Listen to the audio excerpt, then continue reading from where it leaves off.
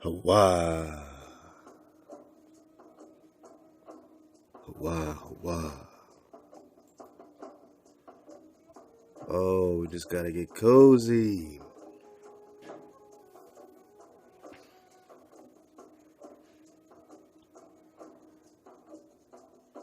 So,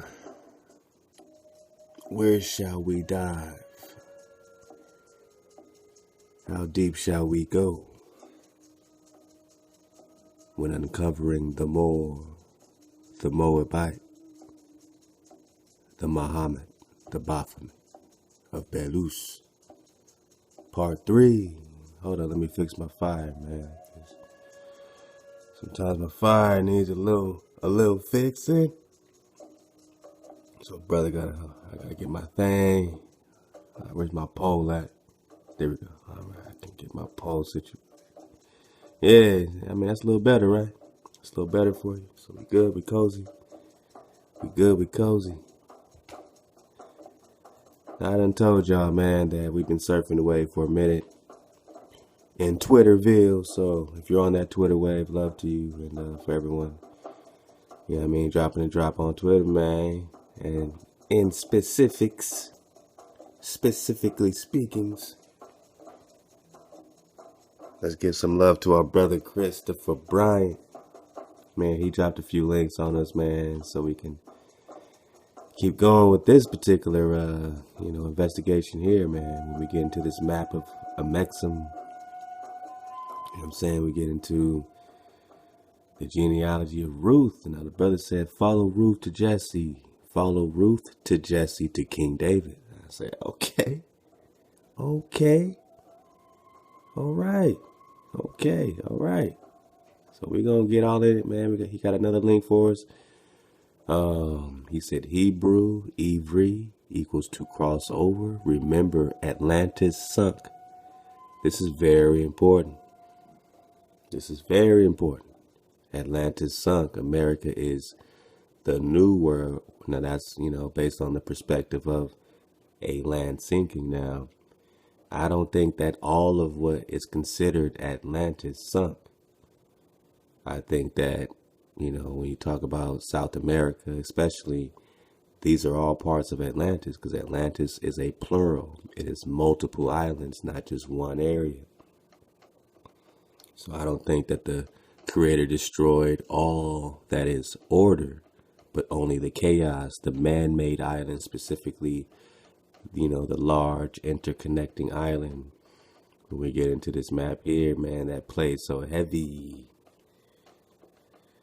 Alright, so you got America over here. It's just a long projection that gives you America on both sides. So you got America here and America here. Now, whichever one you want to look at, let's start over here. You got this Lemuria connected on this side. Now, this is the Lemuria connection. That's also connected over here to Australia, to this, what's called Kandam, whatever they call it. All Lemuria, though, whatever they call that. All right, Pan, Lemuria, Mu, all hijack frequencies on the indigenous drop.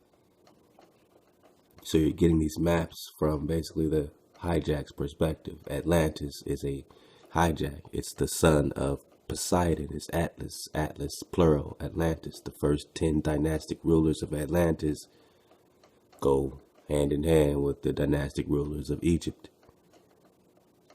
All is connected. Atlantis here. Look over here. America, New York City here. Connected to Atlantis. Connects to, all of Asia. All of Africa. Now, why is this important?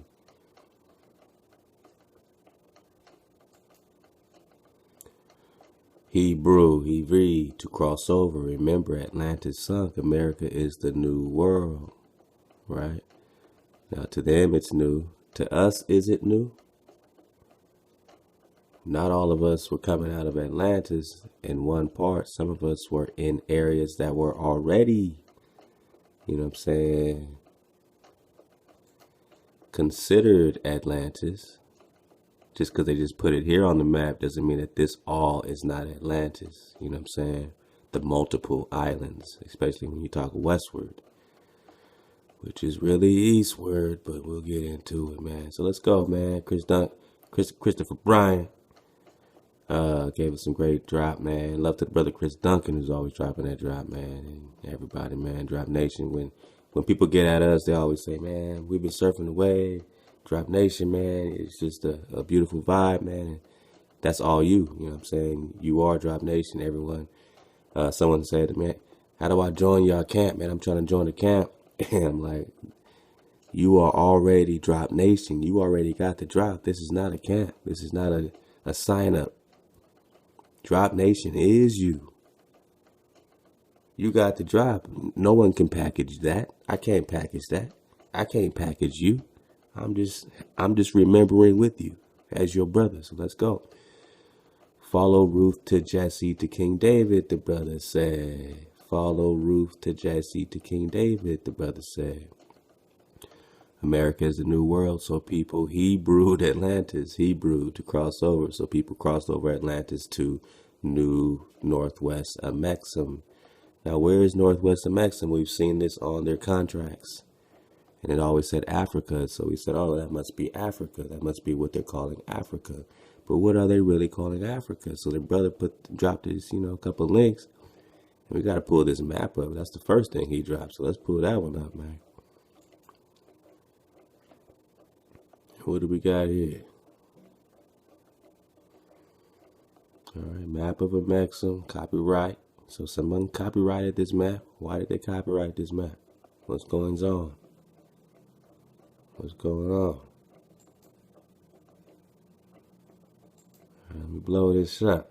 See what they talking about. Alright. So they calling Mecca the Garden of Eden. Okay. Well, let's see what's going on. You got Moab and Ammon here. We know we got a Moab, where we at. So we know they still going with this situation. But let's see the drop. Let me see if you can find the drop.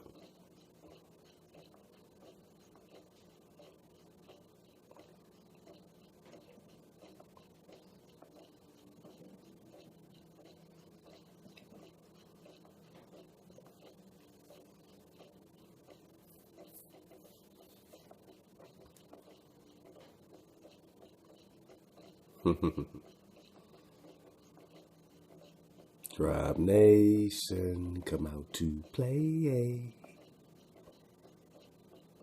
Dominion of Ham, Dominion of Cush. That's it. There's no Shem. It's just Cush and Ham. Ham and Cush, Cush and Ham. They run the board. Look at the board, people. They run the whole board. What does Morocco want? What do the Moabites want? Why are they making treaties with colonizers? Would you make a treaty for your house, for your bedroom, while an invader lives in your house and says, yeah, take the bedroom. I'm taking the whole house. Okay, cool. I'll take the bedroom. Would you do that? Yes, you would if it wasn't your house and you always wanted to live there and you were greedy and you wanted a one world order. What does Morocco want? They want everything. Oh, the Morocco Empire, under the Pharaoh's permission, Oh, the Moroccan Empire, Atlantis.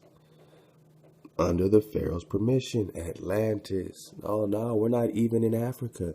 This is what you consider Africa. What do the Moors with their high science of Moab, Thoth born, Thutmoses?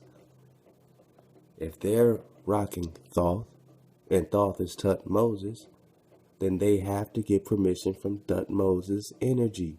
So wherever they go, wherever they rock, must be under the Pharaoh's permission, it says. Under Thoth's permission. Under the Pharaoh's permission. Now they call North America, right? So this is North America. South America. Remember our map, how Atlantis is connecting North America, South America, and Africa. Y'all thought this was play.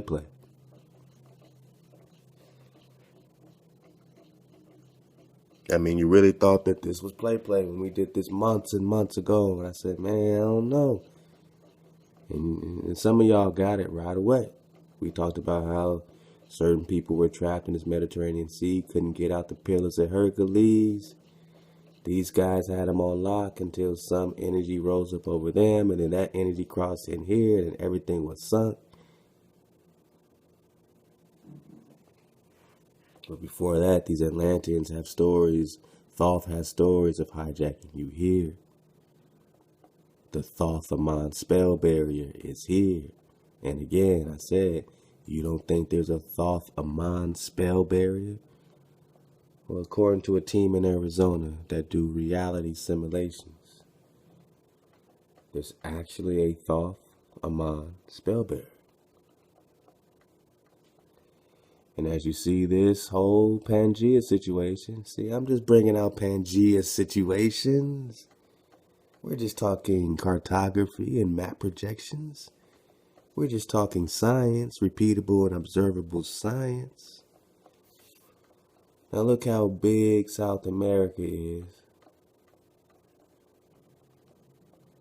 Here's what you consider Africa. They don't even consider this Africa. They consider everything Africa, but Africa, that term don't even predate Ethiopia, which doesn't even predate Abyssinia.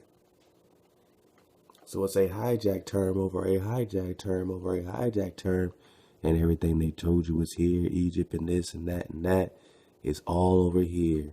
And here they're calling it Stagia, Egypt, Stagia, Kim, Luxor, Kush, Timbuktu, Darfur, Punt.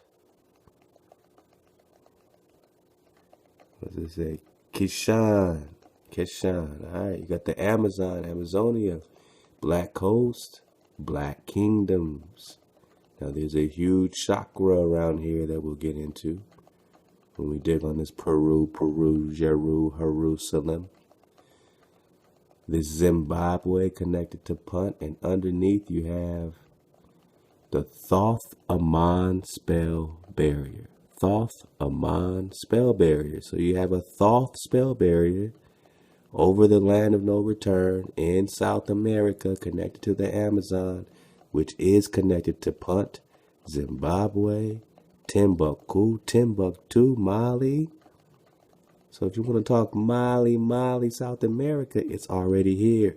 Kush, Stagia, Egypt, Kim, Luxor. Underneath that or over that, Shem, S-H-E-M, the land of Shem. Oh, where's their Shem? Oh, we can get on Pickland and Samaria. All the drop is over here. All the drop is here. Let's go here. You have Vendian,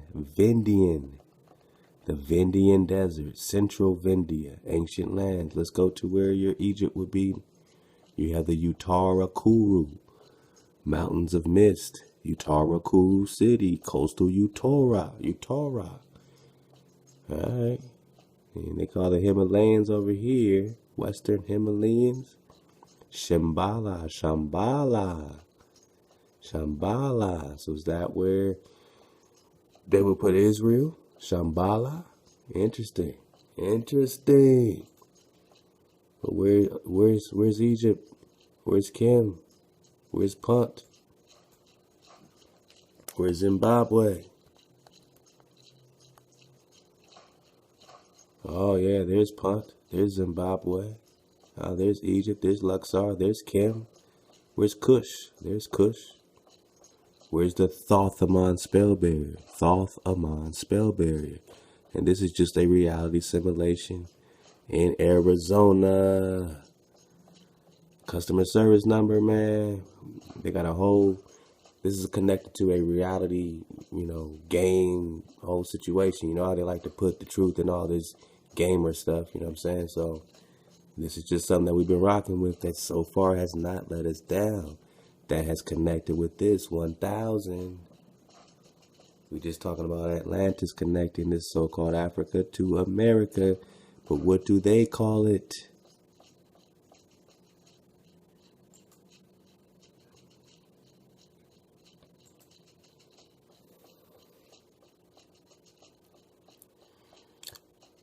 North America, South America. This is your so-called Africa. Here's Atlantis, the same. They're calling it all Moroccan Empire. Everything's Morocco. We're doing it all for Moab. Our prophets, our land, our treaties, our constitution, our law. Why are they so infatuated with law? Because they need something to circumvent the Creator's law while they do their Baals and their Baals and their thoughts. And they say, brother, we're all the same. Look at, we have this huge kingdom. We have it all. And you're like, wait a minute. I have it all. I have it all. You don't fool me. You're claiming Moab. When has a Moabite led Israel? You have your prophets. We have ours. Well, let's get into what the brother say. What the brother say, Christopher Bryant? He said, man, follow Ruth to Jesse to King David. Before that, he said, so the people Hebrewed Atlantis to northwest of Ame'rican. And then we said, well, where's northwest of Ame'rican? And over here it says northwest of Ame'rican, Africa. So they considered North America, northwest of Ame'rican, Africa. The land of Shem. Shem,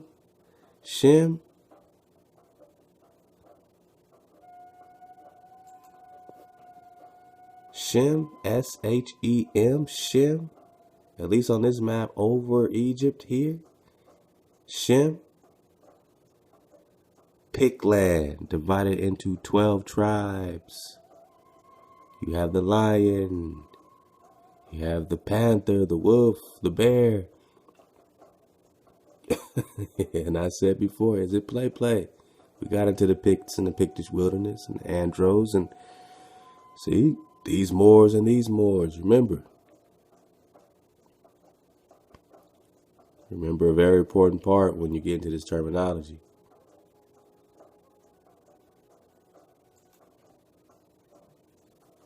And when you get into the house of Andros, Clan Ross, Rus, Russia, Moscow, Mazaka, Mexica, Mexico, all the connection.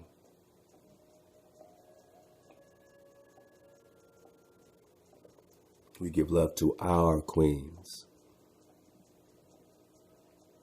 Lady Andros.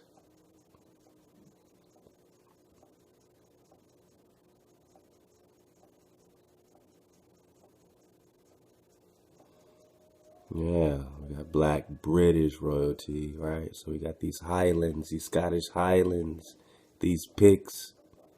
But let's go all the way down to when we discuss these Moors. More, I want more. We got into the Andros crest. Has been spelled Andrew, MacAndrew, Andro, and many more. Clan Ross, it was originally Clan Seal Andrea, meaning the race of Andrew. The race of Andrew. Interesting.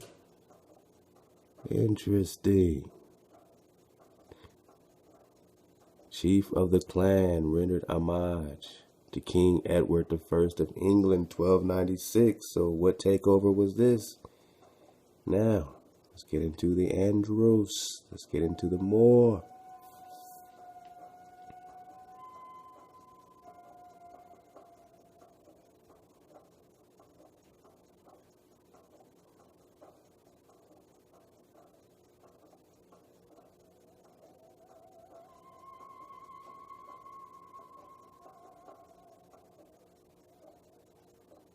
Man, I'm gonna leave this link again, man, because as you see, it's hard to get past all this stuff.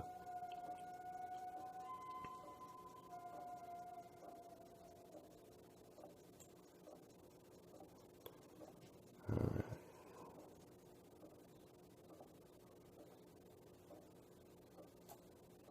Here we go.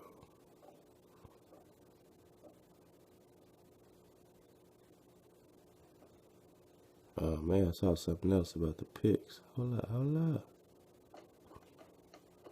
This is Christie. It says the Picts were an ancient Scottish tribe where the ancestors of the Christie family lived. The name Christie comes from Christopher, or perhaps Christian. When the first dictionaries were invented in the last few hundred years, spelling gradually became standardized. Before that time, scribes spelled according to sound. Names were often recorded under different variations, and that's what we're talking about, these different variations. So I want to get this, let's see where we at. Okay. So we see something like this again, the Andros crest, and you see the Moor, M-O-R-E. And you're like, well, what's the M-O-R-E? M-O-O-R. The Moor, M-O-R-E, surname in Scotland is thought to have been a topographic, or, depending on where you're living, type of name situation for someone who resided near a moor, M-O-O-R. So when you hear these brothers talking real quick and slick, these Moors and this civil war with these type of Moors and these Moors, they're claiming a side of a Moor. There's certain Moors. So when they come with their maps and saying, oh, everything's Morocco, everything's our type of Moor, then there's another Moor, there's another priest king, another house of Andros who are also being considered Moor. And what does this Moor mean? What's the meaning? We're getting into meaning. We're getting into exposure. We're putting light so we get meaning. The Moor surname in Scotland is thought to have been a topographic name for someone who resided near a moor, M-O-O-R. So you have the M-O-R-E and M-O-O-R, or heath. In Gaelic, Moor, M-O-R, means great or big. So they're using it in terms of great or big. Therefore, a scribe may have been mistaken the adjective Moor as a surname Moor, or Muir, M-U-I-R. This may explain the occurrence of the surname Muir, M-U-I-R, or a variant in northern Scotland. Now, this is what you're seeing. This is M-O-I-R, M-O-R-E. So again, Moor means great or big. A scribe may have mistaken the adjective Moor as a surname Moor. Adjectives, surnames. Adjective, great, big. Something is great. These people come from a great lineage. Like when you research Aryan, you have basically just talking about a noble, a great blood, a great blood. It doesn't mean no white, blue-eyed blood, Aryan. It just means you have a great blood, a great seed, a great blood Moor. All right, all ways of throwing you around. So remember, M-O-R-E, topographic. A scribe may have mistaken the name Moor, M-O-R, as a surname Moor, M-O-R-E, or M-U-I-R. So using adjectives as surnames, surnames as adjectives, we were all Moor, whatever you want to call it. We're all great or big in our kingdom.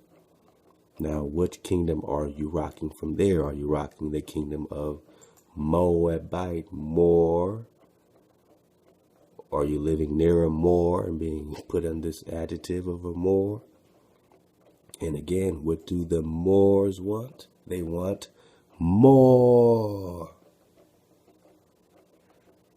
Oh, they want more from Moab. They want Northwest Ame'rican, Africa, which is just North America. They want Southwest Ame'rican, Africa, which is South America. They wanted all of Atlantis, which is where they're getting their Thoth energy from, spreading that into this Africa here, which is just northeast of Maxim, Africa. That's how they divided the board. This is northeast of Maxim. You call it Africa, they call it northeast Africa. This is northwest Africa, southwest Africa. Northwest and southwest Africa are their dominions of Ham. So when you got writers saying, oh, a bunch of Hamites live here, well, they're talking about these Moors.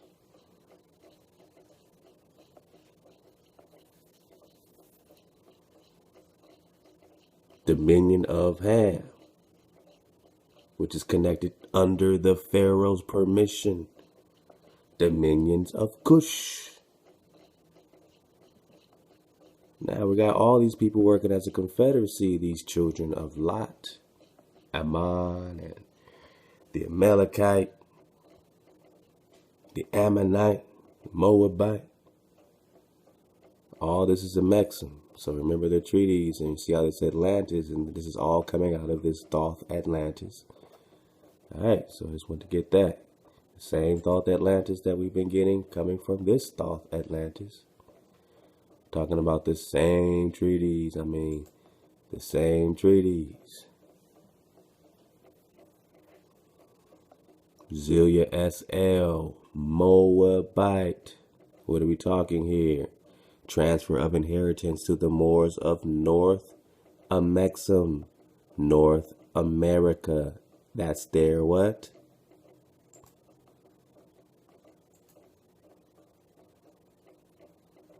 Northwest of Maxim, Africa.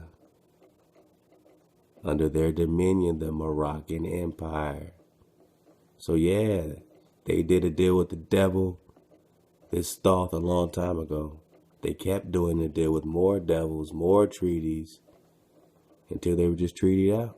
And then someone came and hijacked their entire constitution and their laws, which is why they got the drop on this particular corporate constitution, because they invented the shit to colonize you first. Even back in Atlantis. So what are these indigenous tribes when you're reading these cliches saying that they're coming out, they're being led out? Being led out by Moshe, Mozaka, Mashika, Mexico, let go. Man, love again to the brother Christopher Bryant. Now he said, follow Ruth to Jesse to King David. Let's do this quickly. Ruth, the Moabitess. Oh. Are you saying? Now check this out, Ruth. Let's go this way first. Up or down, up or down. All right, she's the mother of Mahlon and, the wife of Mahlon and Boaz. Mother of Obed. You click Obed. Click on the links. You got them all. Let go.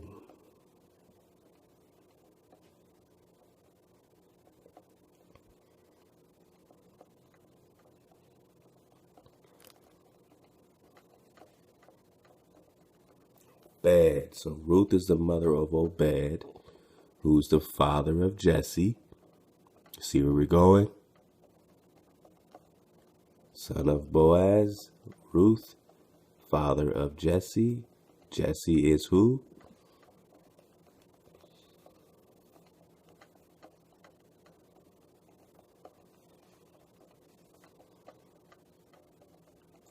Let go.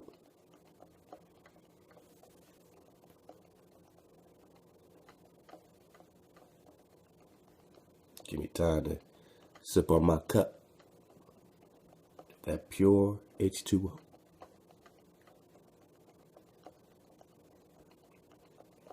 And say love to the family, love to the tribe, everywhere, you already know. So Obed is the father of Jesse, and Jesse is the father of King David. Now, where do our timelines play? If you ain't been surfing the wave, then go back and understand and get the timeline drop. Press the John Priest King. What are they hiding in the timelines? Where these, chronographers coming out of Russia, Anatoly Fomenko saying everything you're thinking is happening before the 900s is really happening in medieval times, and that's when it's really going down. But they're taking the medieval history and projecting it back in the past. I ask you again, who's Prester John? Now, they're calling him Letna Dango DeWeet. All right, look out for Prester John 25 is all I got to say. But this King David plays. Father of King David is saying Obed. Son of Obed. Son of Jesse, son of Obed. All right, all the way back to Boaz. Boaz. Let's go back. So we have Ruth the Moabite.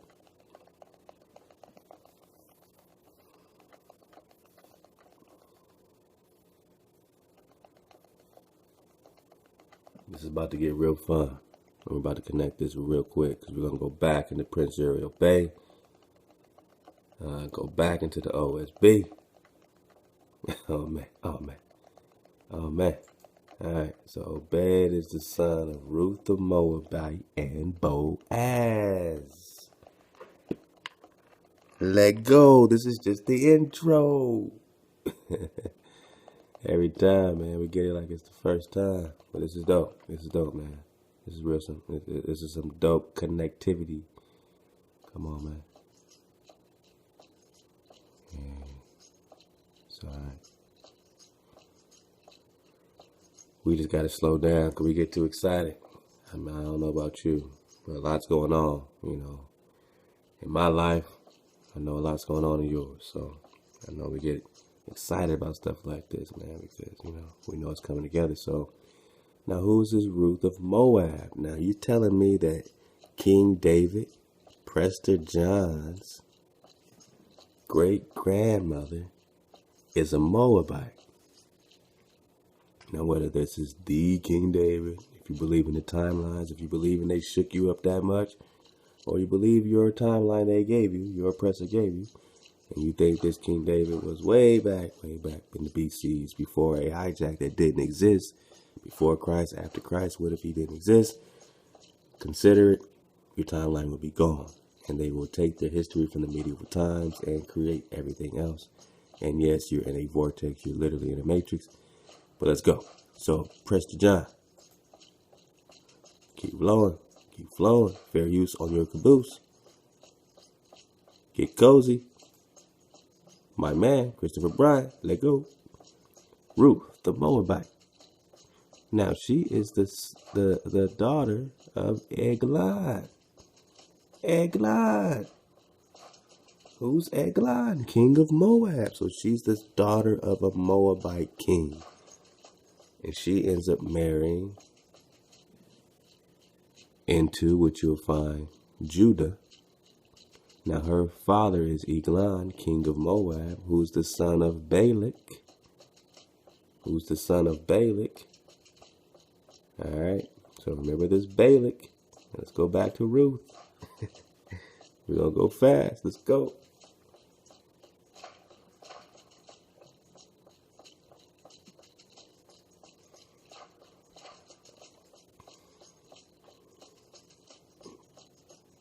Now Ruth marries Milan and Boaz. Click Boaz. Let's get familiar. So Boaz is the seed, right? His seed is Obed, whose seed is Jesse, whose seed is King David.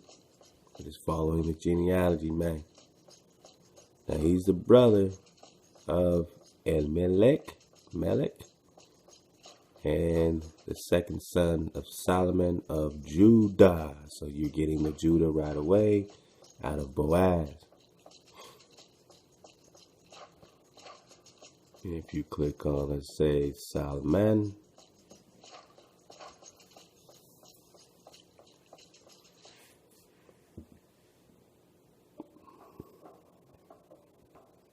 he's the son of Nahshon ben Amminadab.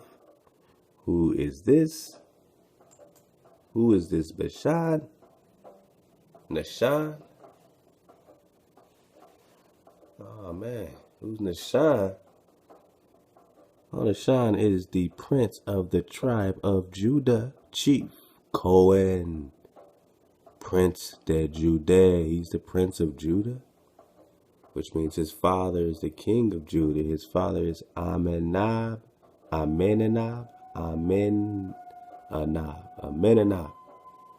So we're getting right into that second Samuel, that first Kings, second Kings. We're going right into that tonight. Prince of the tribe of Judah, chief Cohen. Whenever you see the Cohen, replace that C with a K because they did it. Khan, that's Khan. Cohen is Khan. Khan is Wang. Khan is Prester John. Khan. Get that series. We'll be back at part 25. Khan. Love to Christopher Bryant. Alright, so we got the tribe of Judah. Alright. So that's the lineage of Boaz. So Boaz is Judah, coming out of the kings of Judah. Okay, Boaz. Through Solomon.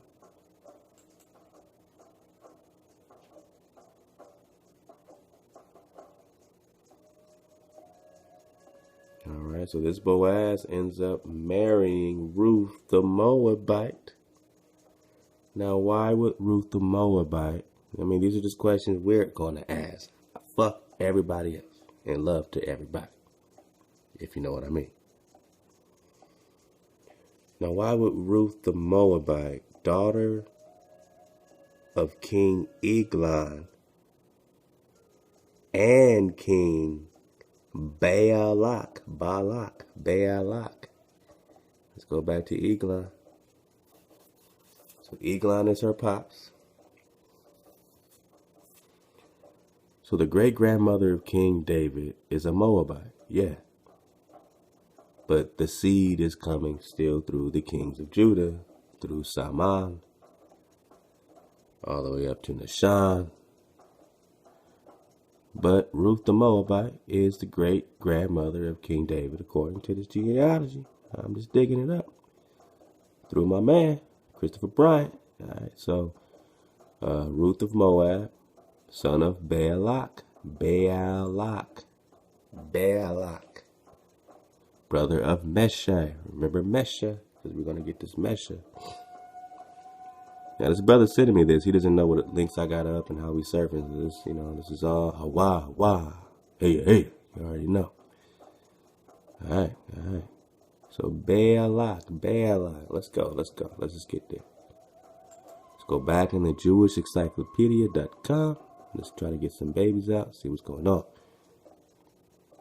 Let's jump right in. At the time of the Hebrew invasion, the Moabites seem to have been so powerful that conflict with them was avoided. So I guess they're calling the Hebrews, and or either the Moabites invading or the people invading the Hebrews. A lot of their sentences are kind of like this, where you can kind of take it either way, whatever their perspective is, but we're getting babies, man. So let's go. Let's get the Moshe. So at the time of the Hebrew invasion, the Moabites seem to have been so powerful that conflict with them was avoided. So somehow they avoided conflict because they were so powerful. So the Hebrews must have been coming back up on them for something, invading something, but, or taking back something, whatever perspective you have. But the Moabites were so powerful that they still avoided conflict, although the Israelites still defeated and slew Sihon, the Morocco, Amorite king of Heshbon, who himself had conquered a former king of Moab. All right, so this Amorite king who himself conquered a former king of Moab. So there was beef between this particular group too. So Moab, on the other hand, under its king Balak. So we right here with Balak. Look how we're surfing the wave. So Balak is, again, let's go back. We could take our time. We ain't got to rush. Calm down.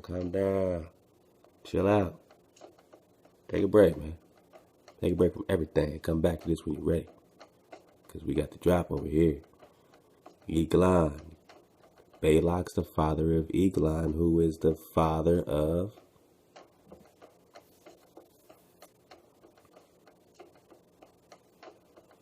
Ruth the Moabitess, Ruth of Moab, who's the grandmother or great-grandmother of priest king David, Lepna Dango Dewit, Raja Haraja Chola the second. Let's get it. So what about this Balak again? Moab, on the other hand, under its king Balak, meditated a resistance to the invaders, which it dared not carry out.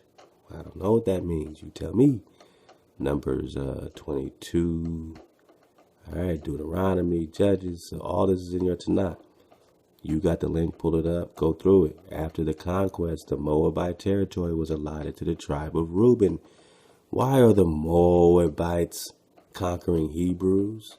And if the Moabites are conquering Hebrews, then are the Moabites conquering Hebrews now?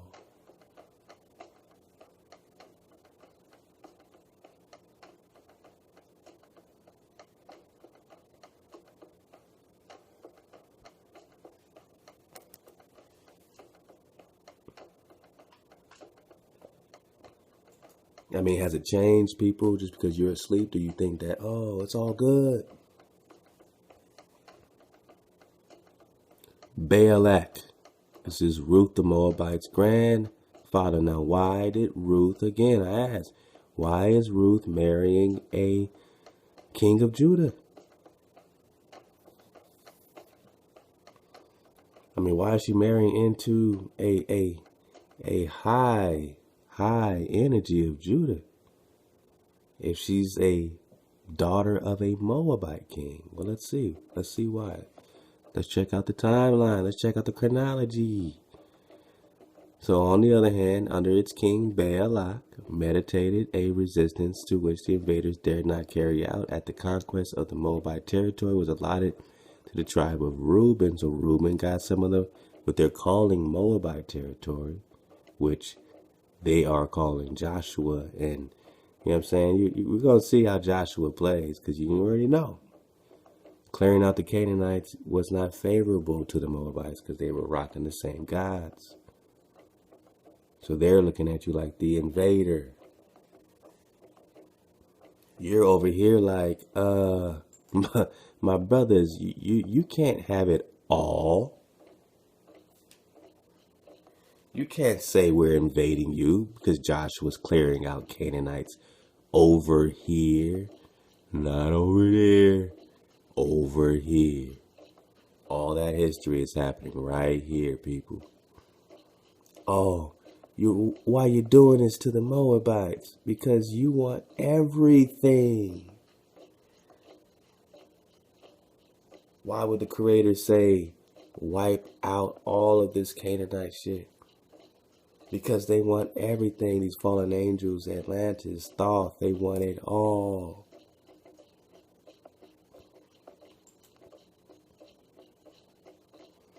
Baphomet was a deformation of the name Mahomet. Baphomet, Mahomet.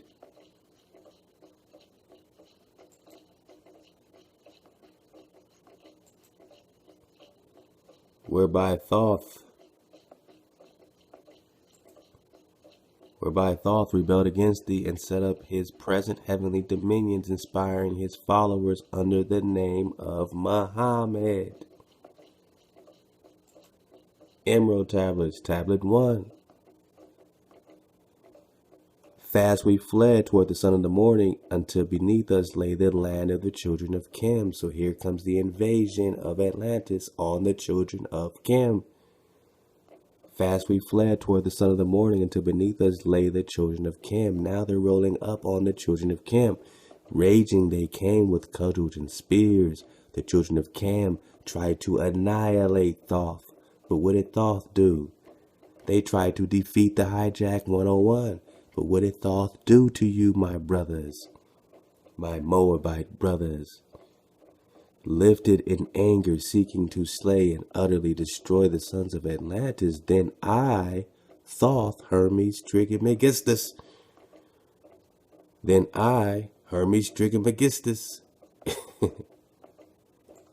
Hermes Trismegistus, Islamic tradition, Sayyid Ahmed Ame'rican has pointed out that Hermes Trismegistus has a major place in the Islamic tradition. Thoth has a major place in the Islamic tradition. Why does Thoth, Hermes Trismegistus? Who's Hermes Trismegistus? A syncretic combination of Greek god Hermes and Egyptian god Thoth. Thoth is Hermes Trismegistus. You get used to that. Uh-oh. Alright, so this has a major place. Hermes Trismegistus has a major place in Islamic tradition. He writes Hermes Trismegistus is mentioned in the Quran in verse 1956 through 57, mentioned in the book Idris, that he was truthful, a prophet. Hermes is a prophet in the Quran. Thoth is a prophet in the Quran, which is why Mahomet is a prophet in the Quran, whereby Thoth rebelled against thee and set up his present heavenly dominions, inspiring his followers under the name Mahomet. So this Thoth, then I raised my staff and directed a ray of vibration, striking them still in their tracks as fragments of stone of the mountain. Thoth turned you into stone. Then I spoke to them in words calm and peaceful. When they come in peace, they mean war. He turned you into stone first. Isn't that a declaration of war? Does your friend do that? Then spoke I calm and peaceful, telling them of the might of Atlantis, saying, we were the children of the sun and its messengers.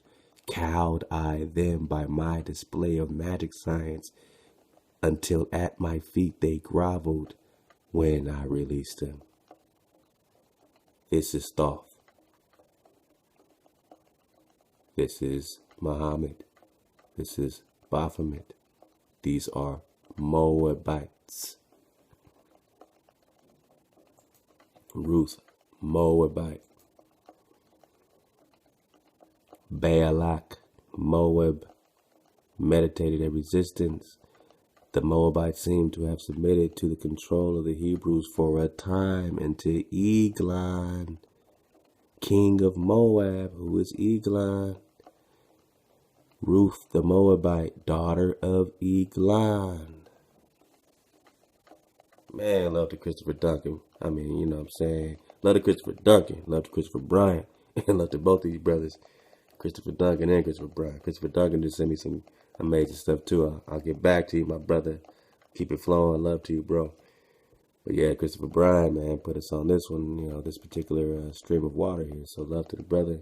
So Eglon is Ruth's pops. And his pops is Balak. So why would Ruth, I mean, she's a prized possession. Why would she marry into Judah? Well, let's follow the chronology. After the conquest, the Moabite territory was allotted to the tribe of Reuben.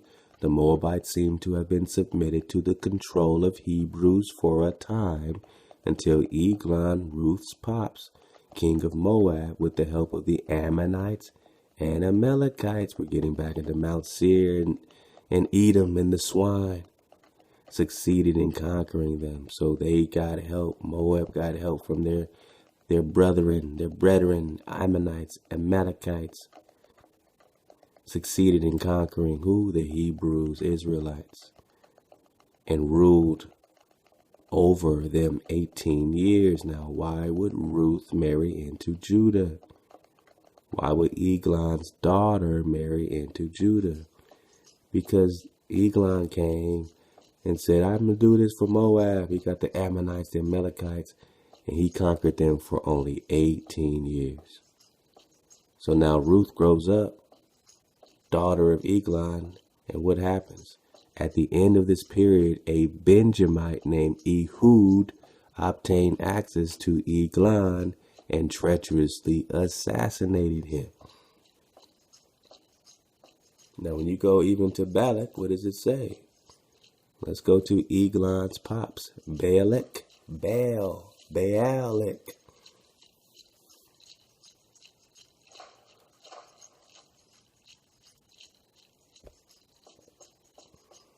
Balak, king of Moab, killed by Israelites. So Eglon, killed by Israelites. Moab, killed by Israelites. And you want to ask me, what's the difference, my brother, between these Moors and those Moors? It's a family war. It is a family war. They want you to wake up and join their side of it. They want to use your energy, your frequency to join their side of their invasion that hasn't lasted anywhere. Thoth's kingdom has fallen every single time to the Creator. And they still want you to wake up and just go back to Morocco. Oh, we have to slow up on Morocco. When it's connected to Thoth, my brother. When it's connected to the celestial fallen angel beneath the barrier, the underworld, my brother. But what else happened in chronology with this Balak? Alright, so Eglon, you know what I'm saying, he got the drop for 18 years, but then this Benjamite named Ehud obtained access to Eglon and treacherously assassinated him. The Moabites are still pissed off at you for this. So-called Negro. I mean, the so-called Negro that don't know who he is, that's like, what's going on? Yeah, you. Yeah, you. If you don't know what's going on, it's a good chance you were invaded on. And yes, some of them look like us. And we have to accept that. And those that have been against us, waking up right now in our, you know what I'm saying, neighborhoods, like what's going on? You have to forgive us, because we're going to go a little ham bone a little bit. We're going to go ham bone. You know what I mean? We're going to go ham bone while we figure this out. We're going to figure this out. I mean, you want to claim all this for the dominion of Ham, we're going to go ham bone. We're going to get to the bottom of this, man. You got to let us get to the bottom of this. If you're going to help us wake up, but don't drag us back into a black hole for Moabites, for Morocco. This ain't Morocco, man.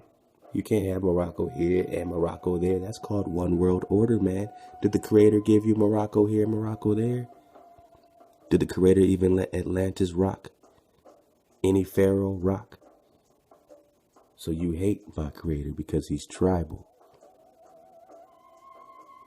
You hate me because I'm natural. But you knew the seed would awaken. You knew this invasion wouldn't last forever. These treaties don't stand up forever. So Eglon, king of Moab, with the help of Ammonites and Amalekites, succeeded in conquering them and ruling over them for 18 years. At the end of this period, a Benjamite named Ehud obtained access to Eglon, assassinated him, whereupon the Hebrews arose and slaughtered 10,000 Moabites. And that's in Judges 3, 12, 30. Go there. All of it's here. Click the link. So the Most High is already putting it out there. Why and what and what's going on. They're saying, oh, you're invading our territory. You invaded our territory that we're transferring inheritance under the name Moabite in 1430. Between the United States American Corporation trustee. They were just trustees, y'all. Only trustees have presidents and vice presidents. Don't trip on who's the next president. They're the president of the corporation, No kingdom has a president, a corporation, a trustee. Between them and the Moroccans, who have Morocco, latitude and resources, longitude and latitude. Moabite corporation, Moabite. I mean, we're just talking, you know what I'm saying, Balak, king of Moab. We're talking Eglon, king of Moab. We're talking Ruth the Moabite. We're talking what they're considering Moor. I mean, not just, look, man, they have their own prophets, man. And I don't disrespect. I'm just like, don't disrespect me and my ignorance. Don't give me a prophet of Moab if I'm not a Moabite. And if I am a Moabite, I'm going to choose the Creator. I ain't choosing Thoth, man. All right? And that's what we all have to come to, is choosing up. Do you choose the Creator? Do you choose the slave vibration? Do you choose the ray of vibration that had you groveling at the feet? Groveling at the feet in the Thoth of Mount Spellberry. And we got a lot more to get out of this joint, man. We got some of the words from their prophet, the Moabite prophet. You know what I'm saying? Our brother, but their prophet. Noble Drew Ali. It says explains 2 portions of history in the Holy Quran, which the Quran also has the, dropping that Thoth is a prophet. Moor Science Temple, all right, chapter 45 and 48. All right, so the inhabitants of Africa. Now, which Africa? See? Now you have to say which Africa, man. You can't just Africa us no more because we know too much about the map of Amexem. We know that this is northwest Amexem, and Amexem is just Africa. So whenever you see Amexem, they're considering all that Africa. This is Africa in North America.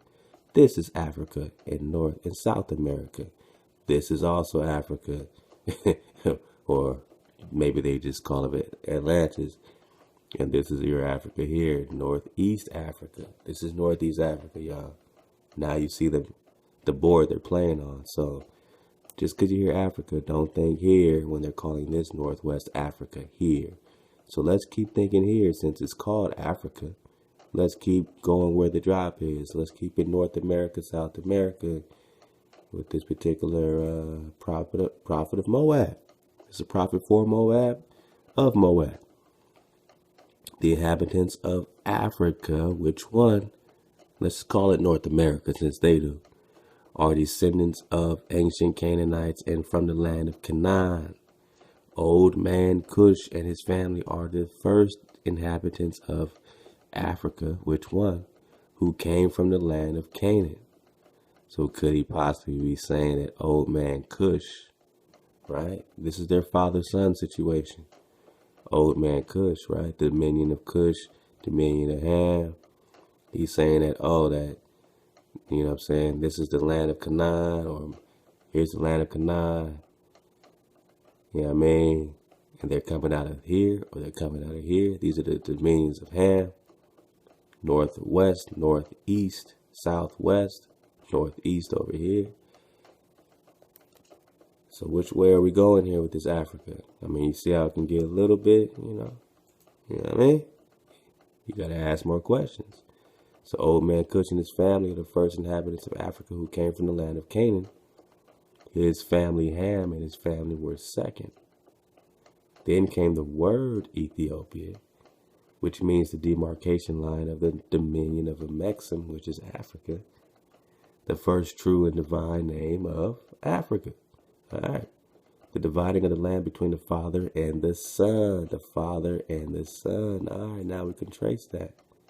Because we have the Father, dominion of Ham, and the Son, dominion of Cush.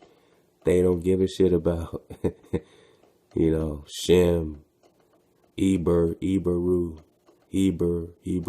Nah, man. It's 187 on your ass, man, because you don't exist in their framework. So-called Negro that don't know who he is. The dominion of Cush, northeast and southeast Africa, northwest and southwest, was his father's dominion of Africa. They're talking about the Americas. In later years, many of their brethren from Asia and Holy Lands joined them, they say. The Moabites from the land of Moab, who received permission from the pharaohs of Egypt to settle and inhabit northwest Africa. So they received permission from the pharaohs of Egypt to inhabit and settle northwest. Where's northwest? Now that we got a map, courtesy of our brother Christopher Bryant. Oh, this is awesome. This is great. Because the northwest of Maxim is here. So now we have a frame of reference that Noble Drew Ali is discussing. Every time you hear this northwest of Maxim, northwest Africa, you can stop putting your mind here. You can keep putting your mind in North and South America. Thanks to my brother Christopher Bryant. So what is Noble Drew Ali saying? He said northwest and southwest America was his father's dominion. Ham, what is his dominion of Ham? They want to hijack it. In later years, many of their brethren from Asia and Holy Lands joined them. The Moabites, listen up, the Moabites from the land of Moab, who received permission from the pharaohs of Egypt to settle and inhabit northwest Africa, America, they mean. So he's saying they received permission from the pharaohs of Egypt. And again, pharaohs of Egypt, Stagia, Kim, Cush are all in America in this reality simulation that we've been digging on already. So these pharaohs of Egypt here gave them permission. They didn't have to go from there to there. They were already here.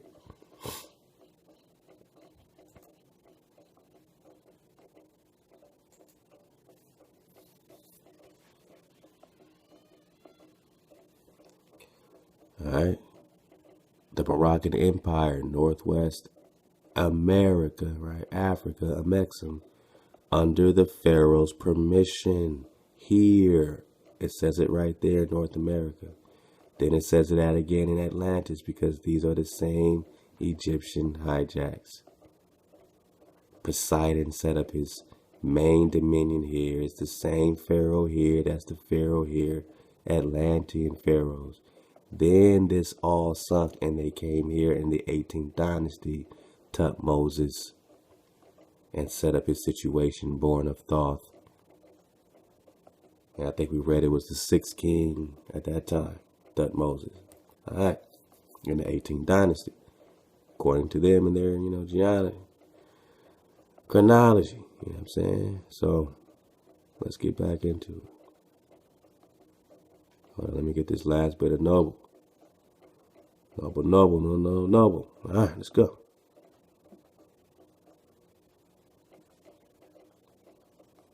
So the Moabites from the land of Moab, who received permission from the pharaohs of Egypt to settle and inhabit northwest Africa, which is America, they were founders and are the true possessors of the present Moroccan Empire.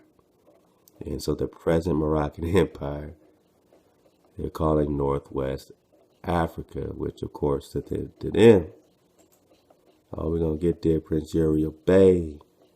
Northwest Amexem Africa is North America. That's all we need to know.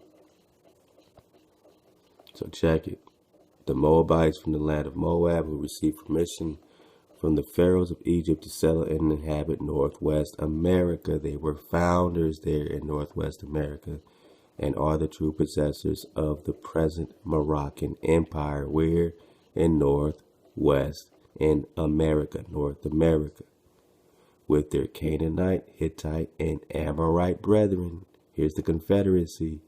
Their Canaanite, Hittite, and Amorite brethren, who sojourn from the land of Canaan, seeking new homes. Why? Because Joshua was clearing them out.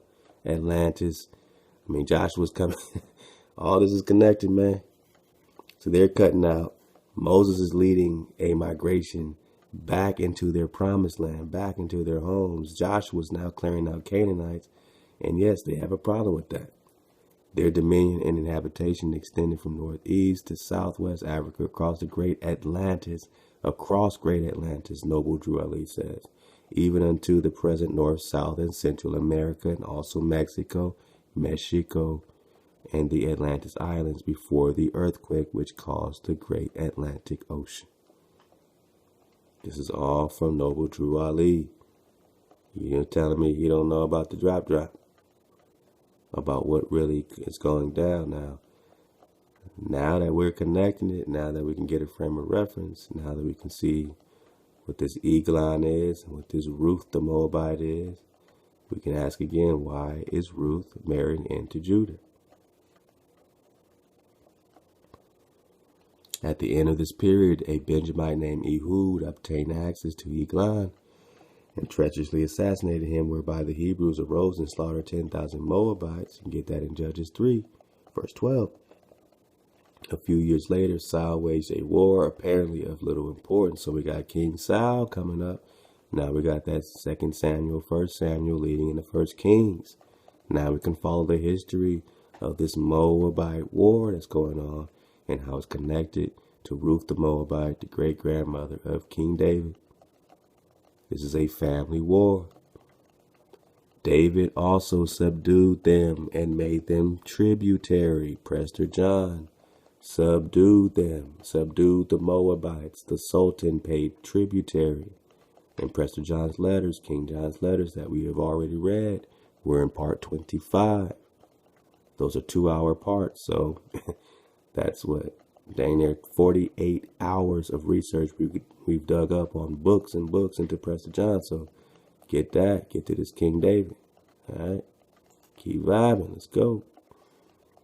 So what do they want? They want everything, and that's why we have to dig into it before we wake up and go into a black hole of the dominion of Ham and the dominion of Cush. I mean, so-called Negro, you wake up over here in Compton and Watts, or in Brooklyn, or in between, ATL, wherever you are, Wisconsin, love to you, everybody. And you wake up, or do you fall under this dominion of Ham, the dominion of Cush, this Moroccan empire? What happened to their Atlantis, and why are they continuing to hijack you today? And why is Ruth marrying a son of Judah? Because her father, Eglon, only conquered these Israelites for what? 18 years, and at the end, Benjamite named Ehud came, murdered him, assassinated him, took him out, whereupon the Hebrews arose and slaughtered 10,000 Moabites. A few years later, here comes Saul waging war, apparently of little importance, they say, against them and their allies. David also subdued them and made them tributary, although it's noteworthy that even before this time, a Moabite named Itmah was one of his generals. So here comes David. Now remember, King Solomon has this ring who has all these demons, subdued. Baal and Ashtoreth, everyone's subdued by this ring of Solomon, because these are the gods of the Moabites, and they subdued their gods, and they subdued them. After the death of Ahab, the Moabites under Menasseh rebelled against Jeroham and allied himself against Jehoshaphat, king of Judah, against the king of Judah. So these Moabites and Judah have been going on and on. Now, Ruth came in, 18 years? Her dad only, held it down. So then Ruth, after the Hebrews came under this Benjamite king, this Benjamite named Ehud. All right, so after Benjamite named Ehud came, assassinated Eglon, and then Ruth, then what? Married into Judah. Now you have Ruth the Moabite marrying into Judah. So now we're caught up on a little bit of Moab history that connects to King David, that connects to the priest king, Prester John, of course. And again, love to Chris Bryant, man, who hit us with this. So this is Ruth the Moabitess. All right. So, now that we can keep, reference points and know that when we hear Africa, we're still talking in their language, North America and South America, because they would love to colonize Jerusalem that way. We can now have some bit of drop to go forward with.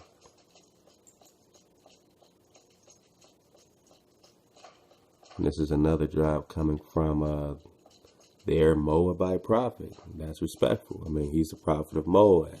Israel has the prophets of Israel. But if they have Moab, we definitely have the sons of Jacob, because that's who they're warring against throughout their entire history.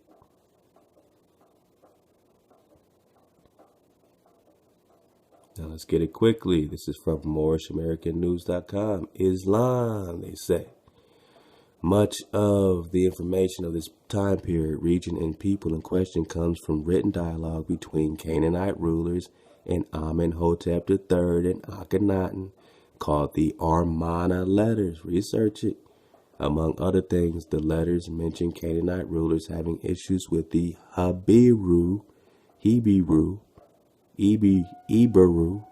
commonly known as Hebrews, a term that at that time that denoted class as a displaced person, not tribe, nation status. So they want to turn Iberu into a displaced thing, but we have an ancestor named Eber, and we understand our connection to Iberu, not this displaced, whatever they want to twist it as. Now, what should be noted is that the region called at that time the land of Canaan was populated by city-states, each independent of each other and ruled by a single king ruler. So to occupy the land, one would have to conquer each city-state. The letter speaks of a campaign of conquest of the region of a military leader of these people named Joshua.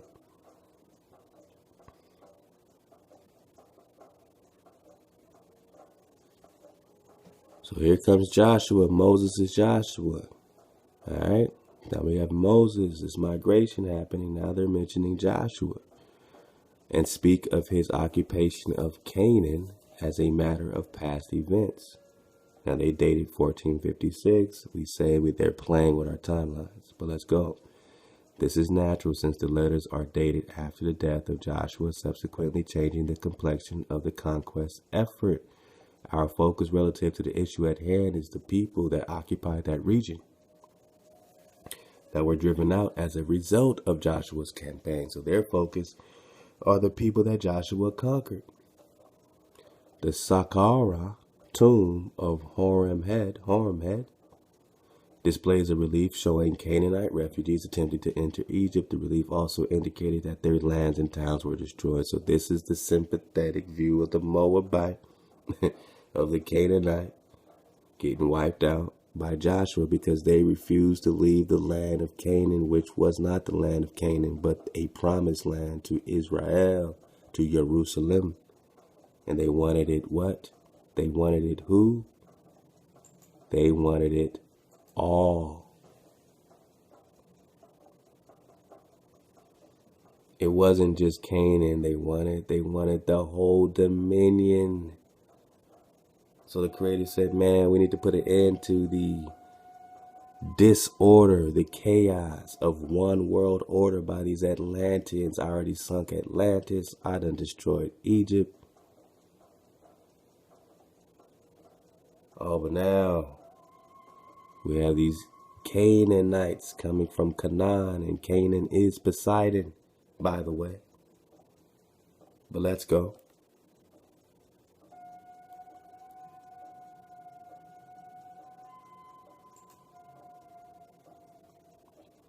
So our focus, their focus, the Moorish American news focus relative to the issue at hand is the people that occupied that region that were driven out as a result of the Joshua campaign.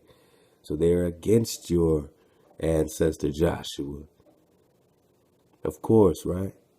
Because they wanted it all. The Saqqara tomb of Horemheb displays a relief showing Canaanite refugees attempting to enter Egypt. The relief also indicated that their lands and towns were destroyed.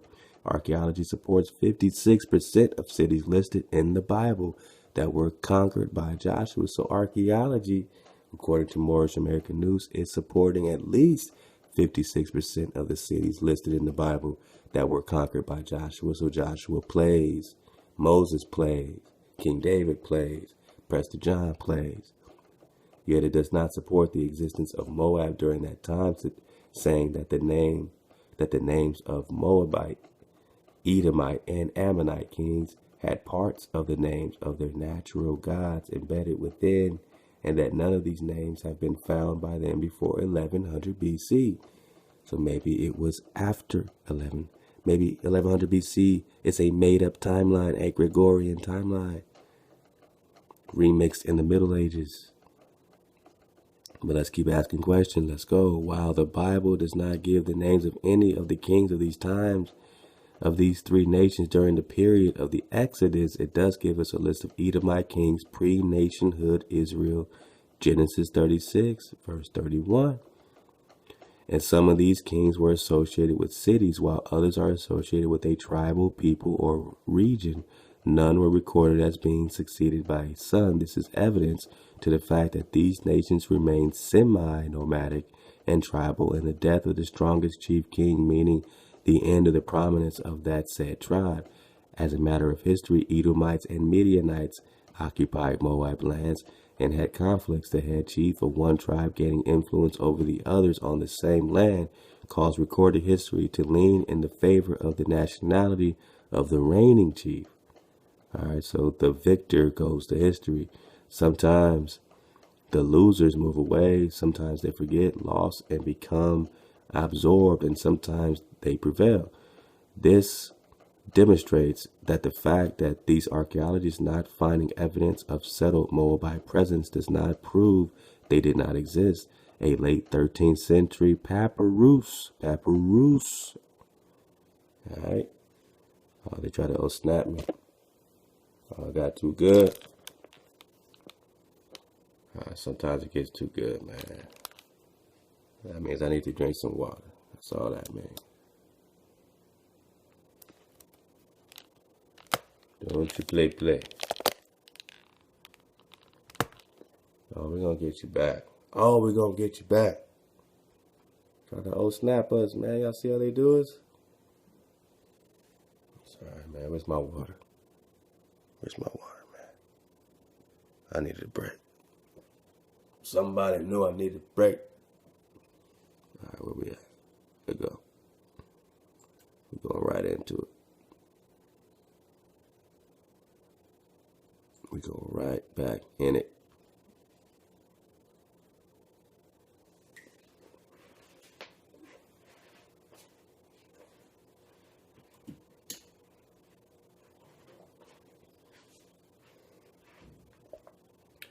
I said papyrus.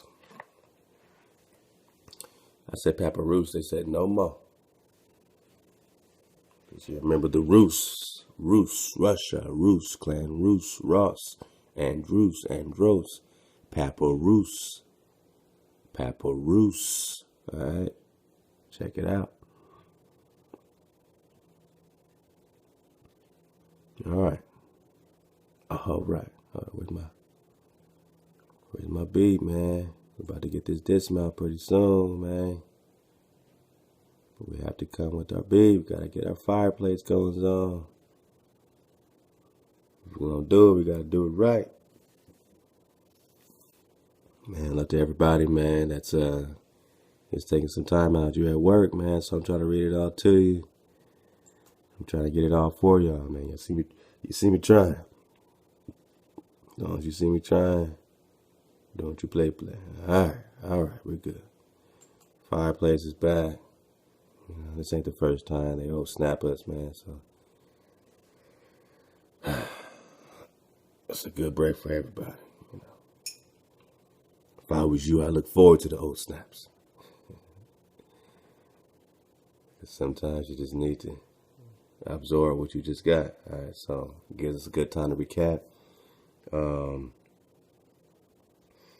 You know, so when we get into this war situation, we get into these constant wars, these back and forths, and they're claiming Joshua like, oh, he's just invading us. No, he's messing up our one world order.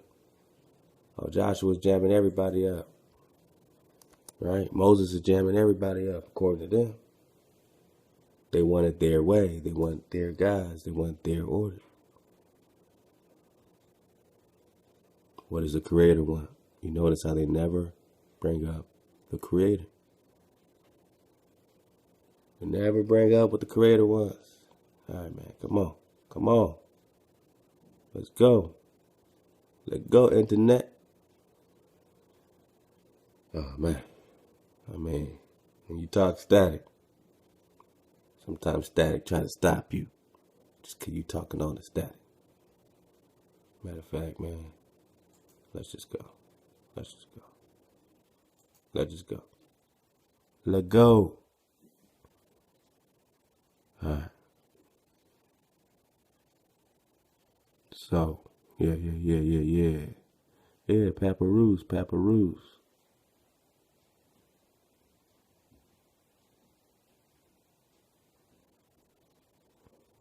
So we have a late 13th century Paparoos mentions Edomites and Moabites trying to enter Egypt because of a famine, right? Edomites and Moabites. In a 13th century papyrus mentions Edomites and Moabites trying to enter Egypt because of a famine.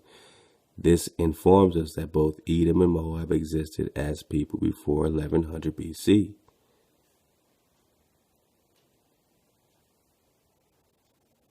Regardless of the lack of evidence of their own city-state, at the very least it took 200 to 300 years for them to develop into a large political community. This would push their origin, they're saying, to 1400. All right. So well within the time period of Joshua campaign. Now, the teaching of the prophet, they say prophet of Moab. He's the Moabite prophet. Moroccan prophet. All right, Noble Drew Ali. And the Moorish Science Temple of America on the subject reads thus. All right, so here's a quote again from Noble Drew Ali. The industrious acts of the Muslims of Northwest and Southwest Africa, we're talking Northwest, Southwest Africa, again, Northwest, Southwest America. These are the Moabites. All right, so the industrious acts of the Muslims of North America and South America, this is their code word.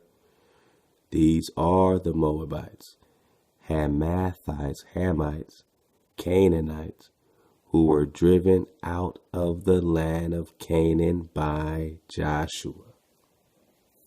Body bag. So we're not talking Africa like you thinking, oh, Africa. Oh, man, they trying to jam us up. They trying to internet us, man. Oh, but we're going to see it through. Ain't no static and play. All right, so let's go to the 1 minute mark, because I think that's when we had a nice comprehensive layout of what's going on here.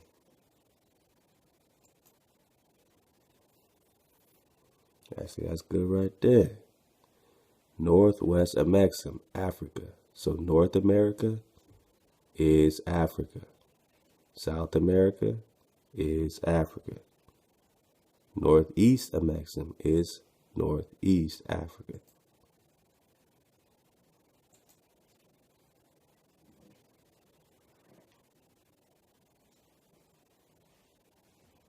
All right, let's get it. I want to get that bigger shot here. There we go. That's the one. So Africa here, Morocco here, Morocco there.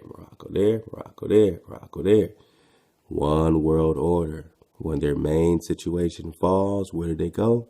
They scatter. Where does Thoth say he go?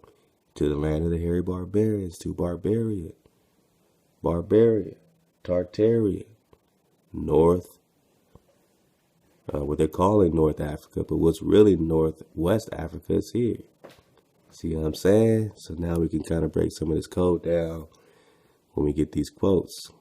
Because they read them out of context and people say, oh, Africa. Yeah, okay. But is that what we're referring to? Is that where the drop's at? Well, they call this Africa too. This is Northwest, according to them.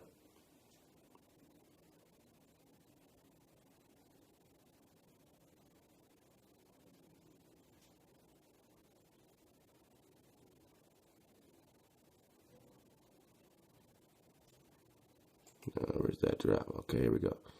So that their prophet, their Moabite prophet, Noble Drew Ali said, the industrious acts of the Muslims of Northwest, Southwest Africa, which is North, South America, these are the Moabites, Hamites, and Canaanites who were driven out of the land of Canaan by Joshua and received permission from the pharaohs of Egypt to settle in that portion of Egypt, Northwest, Southwest Africa.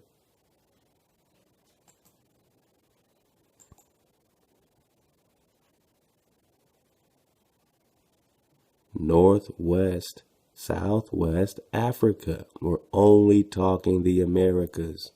So let's stop playing. Let's get real with this prophet of Moab. Let's get truly real with what's going on in front of our eyes. The industrious acts of the Muslims of North and South America. These are the Moabites, Hamites, Canaanites in North South America, who were driven out of the land of Canaan by Joshua in North and South America, and received permission from the pharaohs of Egypt to settle in that portion of Egypt in North and South America.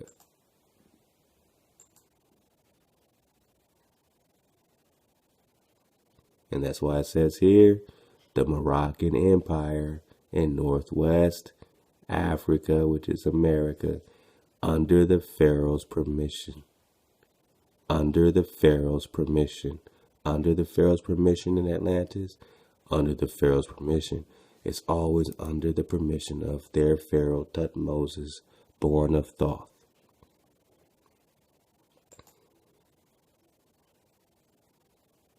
So that's why they have these wars with these Moabite Hebrew wars with these Eglons and Baalaks and their kings being taken out by Israelites being taken out by them.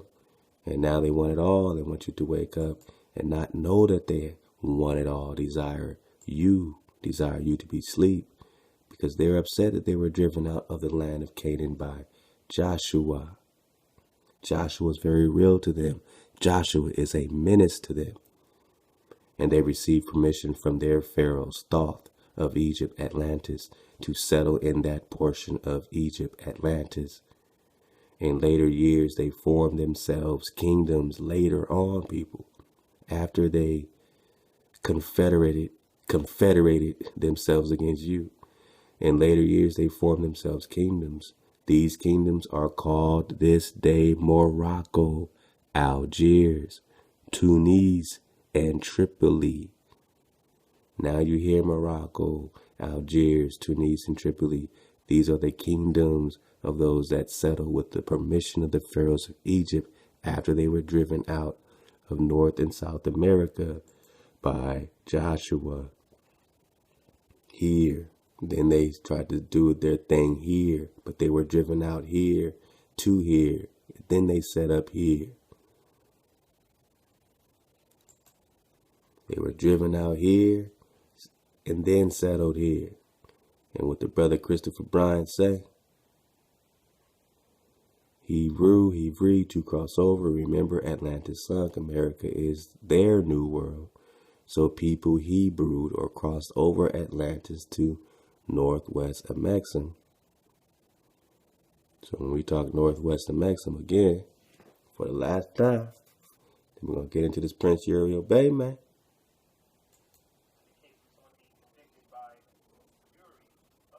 All right, don't worry. All right, so we're getting to talk Northwest Ame'rican. All right, so they crossed over here to get here, or they were already here and then crossed out of here to get there. Either way, there's a crossover happening, and who's breaking your ankles? Where's the ankle breaking happening? So let's get some of this Prince Uriel Bay. It's actually a perfect place to pick up, man. All praise the Creator. Wah. So let's get a few more minutes out of this. It's going to get mighty interesting. We're going to come in for the dismount and that OSB. Thank you for surfing the wave with me. All right, man, I'm on daddy daycare, man. My baby's up, man. You okay? I love you. All right, I gotta do some things.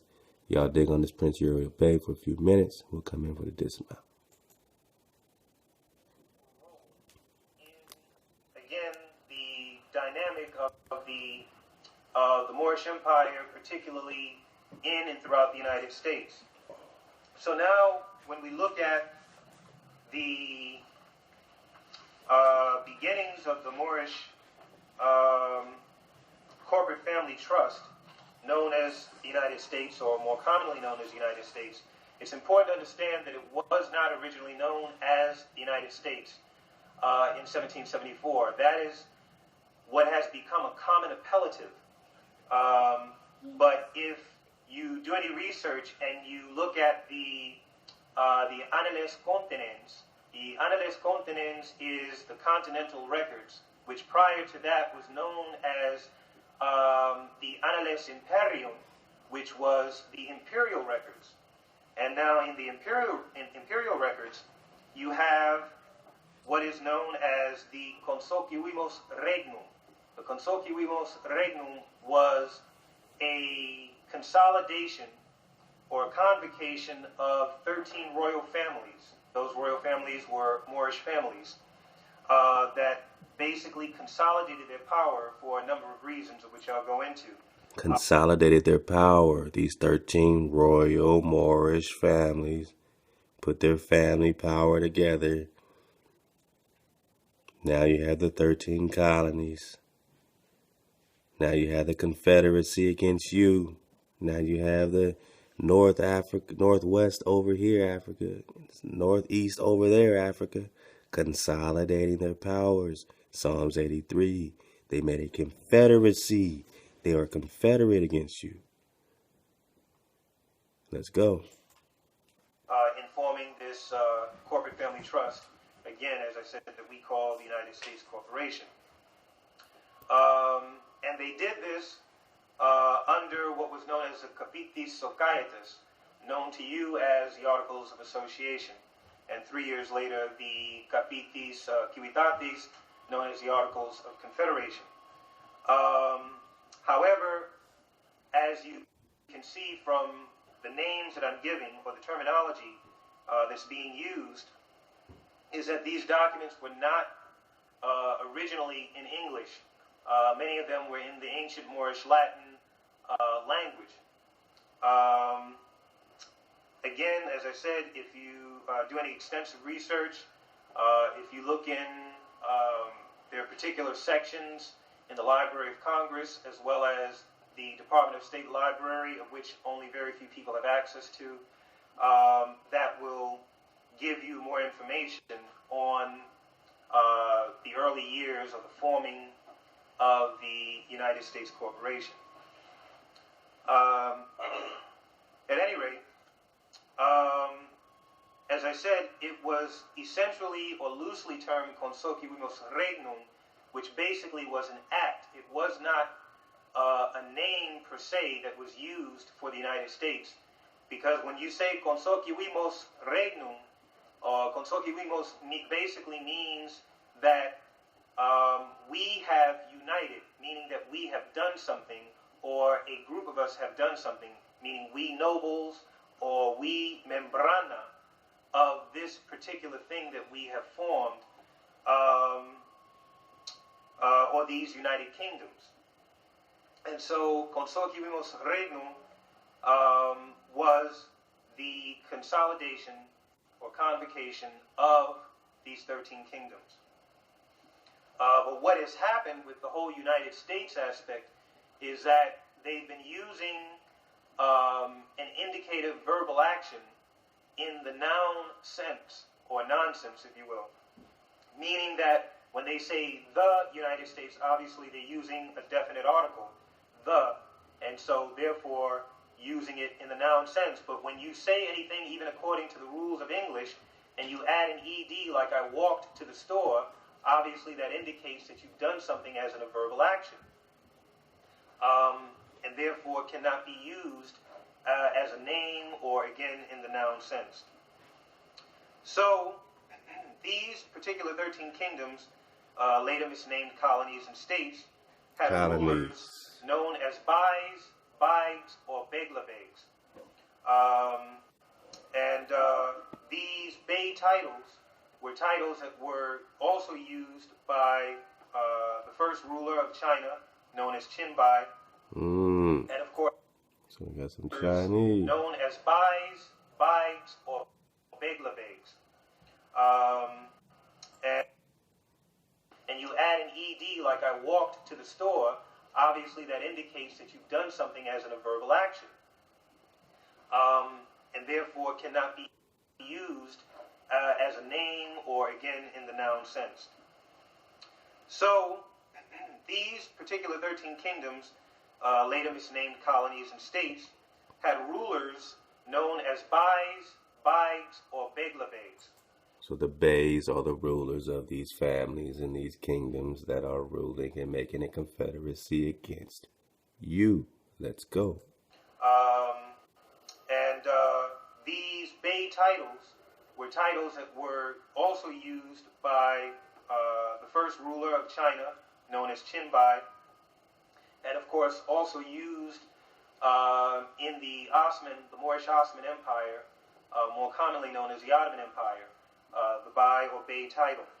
Turks. But anyway, these Beys or Bey rulers on the continent in the 1760s and 70s were kings, princes, and governors owing allegiance to the Sultan at that time, Sayyid ibn Abdullah Mahomet the 17th.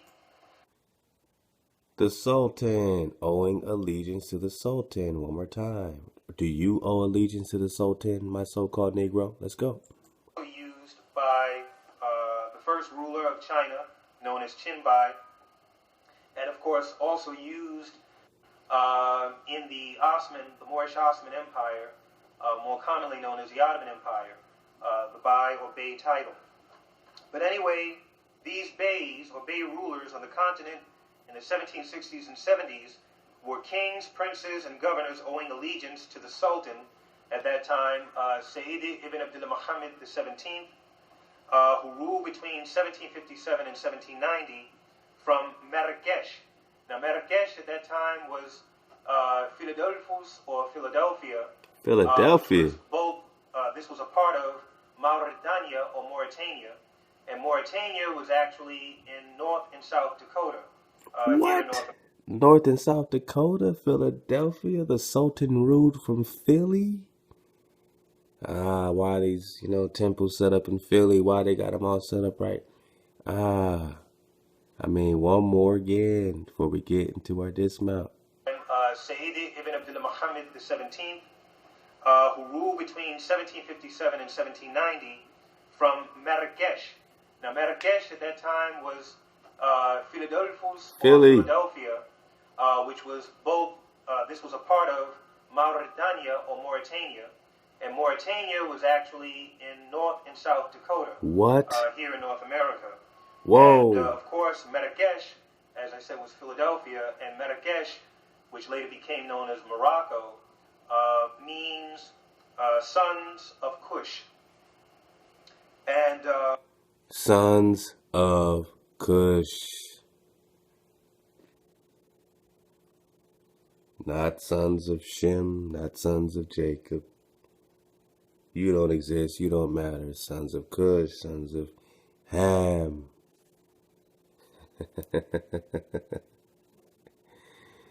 All you gotta do is let them talk. Now, we just got a couple minutes of that. Next time, we're gonna get a big chunk out of this. Next time, we're just gonna let this rock for like a whole hour. But right quick, man, as promised, I just want to get this section in the OSB. Oh, you're gonna make me go there again, man. Because you gonna snap me, man. Yeah, we're gonna make a nice, comfortable, cozy dismount right here for you, man. All the links are here for you to dig on. But yeah, on the basics of things, when we're linking up these Moors, like, their Noble Drew Ali, man, their prophet, when you link up this with the Moab, with the Canaan, with all that, and then deny the other side of things, your melanated cousins, your family, whatever you want to call it, and take it all for Morocco. and claim it all for Kush. Claim it all for Ham and your particular families, your 13 families. Don't claim your cousins. Don't blame us, for creating a wave, a wake-up call when the shit stinks. You know what I'm saying? Don't blame us, man, for this wave of fresh air when the shit stinks so damn bad, brothers. No, we're gonna get it like this, man. If I can just get this page. Here we go. Now, this little section here, back to the OSB, page 736. Make that 730. We going to the foes. The book of Esra. The origin of Mohammedanism. Let's make it bigger for the dismount. Bigger for the dismount. Beautiful. And let's just get some of this, man. Let's make our dismount right here. Pull it up. OSB, origin of Mohammedanism. The Lord said, after Louis Mang had cast out all other false gods in his earth dominions, he set to work enriching his heavenly home, employing no less than 7,000 million angel slaves for that purpose. Now the place and extent of his heavenly capital was from Hesetas to Roma, and then toward the Aquarian Mountains. His palace was modeled after Enogisas at Itashon. Enogisa, you can look that up in their glossary, pull it up. And of equal magnificence, his greatest warriors were now exalted as lords, generals, marshals, and so on. So their gods were being called lords. Lord this, Lord that. And he provided rites and ceremonies and tournaments, Roman tournaments, and all manners of heavenly diversities. But he made the rules of entrance to his palace so rigid that only his highest officers and visiting gods could gain access to him. Now for upward 1,000 years, listen up. Now for upward 1,000 years, the angel warrior Gabriel, alias Thoth Gabriel, is this the angel Gabriel? All throughout, you know what I'm saying, all throughout different, script, you know what I mean? Is this the angel Gabriel, alias Thoth? Have they hijacked Gabriel? Is Gabriel hijacked? We don't know, but look what they're saying. Now for upward 1,000 years, the angel warrior Gabriel, alias Thoth, all right, who's also Muhammad, we got that, out the same text. All right, so been to Louis Mang, his most faithful sub-god. So Thoth is a sub-god of this Louis Mang, who is also called Christ, the false Christ. And Louis Mang had promised Gabriel, Thoth, when he overthrew Baal and cast him in his hell, he would give to Gabriel a great heavenly kingdom with an earthly base.